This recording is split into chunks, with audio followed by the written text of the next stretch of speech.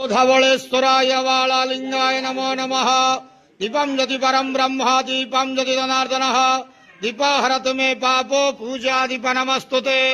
अहे धवलेश्वराय वालालिंगाय नमो नमः। संसार सुखी रखंतु।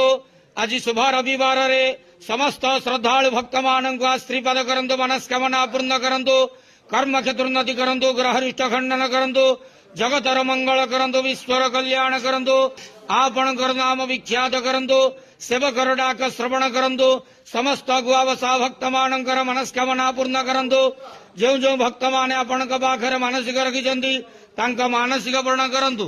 धवलेश्वराय वालालिंगाय नमो नमः। संसार सुखी रखंतु आनंद गेवार हरि बोलो।